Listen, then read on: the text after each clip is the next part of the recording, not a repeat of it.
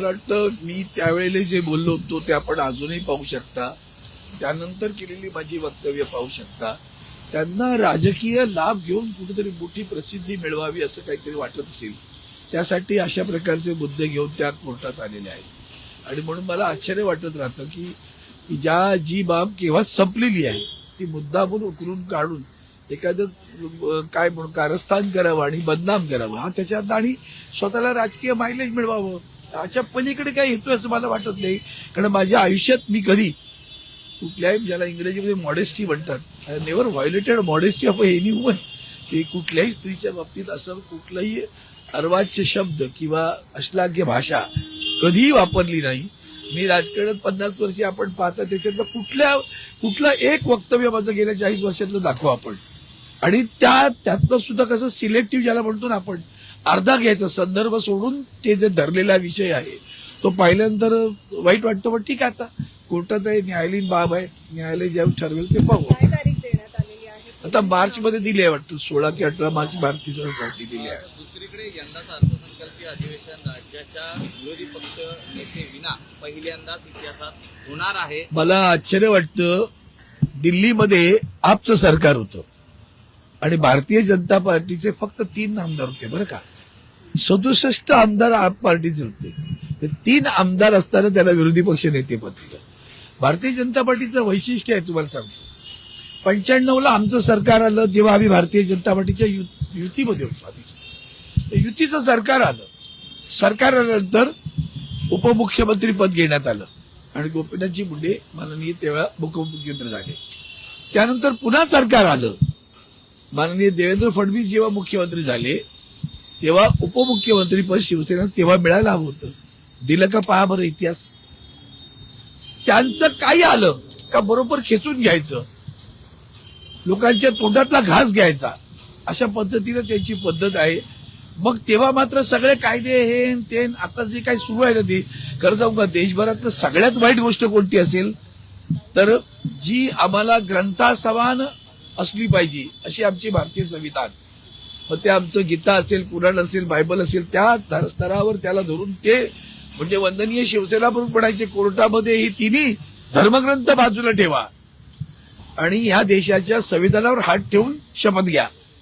त्या संविधानाची रोज नाचक्की केली जाते. ते संविधान रोज पायदळीत उडवलं जाते. राज्यसभेमध्ये आता खासदारांची पदही रिक्त होताना पाहायला मिळत आहेत. महाविकास आघाडीकडून शरद पवार की प्रियंका चतुर्वेदी ही नावं चर्चेत आहेत. आणि असा देखील आरोप होतोय की संजय राऊत यांचं टर्म संपत आहे आणि पुढच्या टर्म मध्ये त्यांना ते पद मिळावं म्हणून चतुर्वेदीऐवजी पवारांचं नाव त्यांच्याकडनं पुढे केलं जातं असं विरोधक आरोप करतात. मला वाटतं हे सत्य, हे सगळं ज्याला आपण म्हणतो ना गोष्टी रचवल्या जातात. काय मला आश्चर्यच वाटत राहतं. 3ही पक्षाचे प्रमुख, आम्ही महाविकास आघाडी आहे की नाही, आहे ना, अजूनही अनेक ठिकाणी पाहिलं असेल. काल भिवंडीने महाविकास आघाडीने चमत्कार करून दाखवलेला आहे. तर तसं चमत्कार आता ह्यांच्या बाबतीत त्यांनी जे पेरलंय ना ते भिवंडीत काल उगवलं पहा आजपर्यंत. आणि म्हणून तुम्हाला सांगतो की 3 पक्षाचे प्रमुख एकत्र बसून या संदर्भात निर्णय घेतील.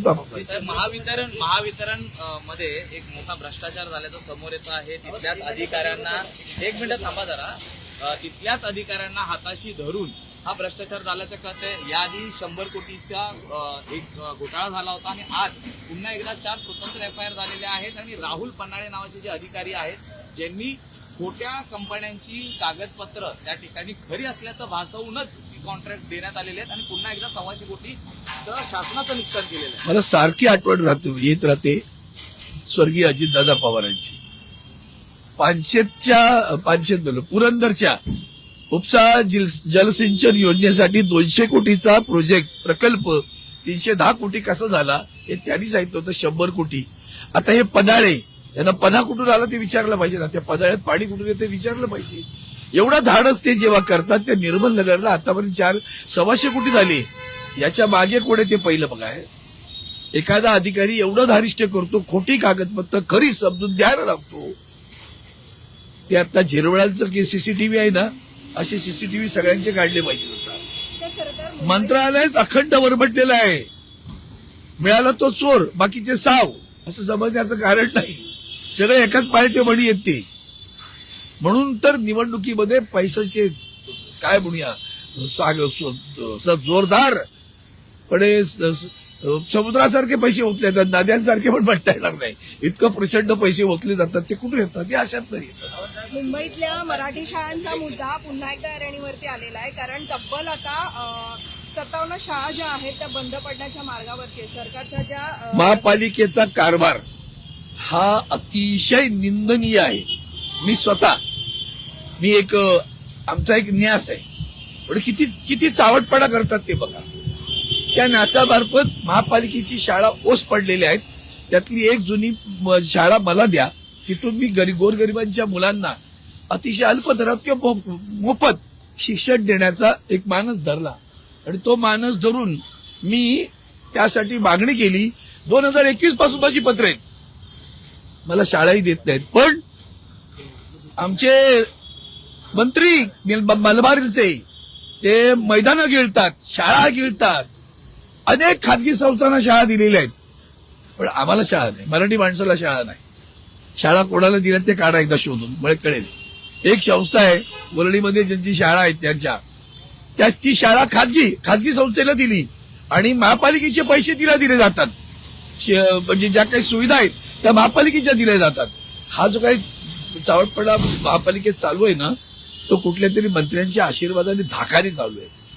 ते बाहेर काढण्यात येईल आणि मराठी शाळा जिवंत राहिल्या पाहिजेत. खरं सांगू का, आदरणीय आदित्यजींनी जे केलं ना ते भन्नाट आहे. म्हणजे काय झालं, तर इंग्रजाळलेलं झालंय सगळं.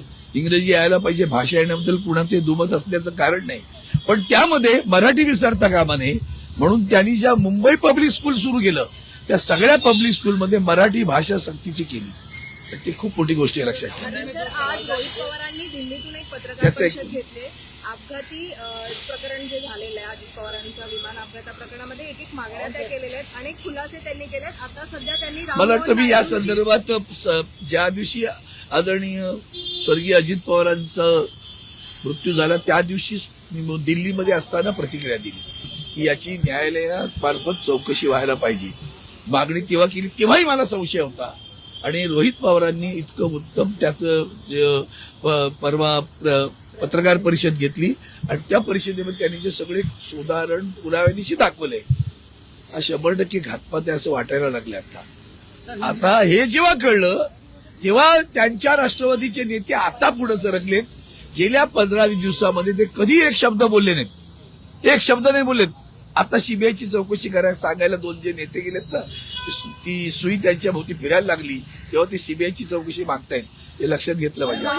नायडूंची हा चंद्रपूरमध्ये भाजपची सत्ता स्थापन करताना पाहायला मिळाला होता, मात्र त्याचा बदला काँग्रेसने भिवंडीमध्ये घेतलाय.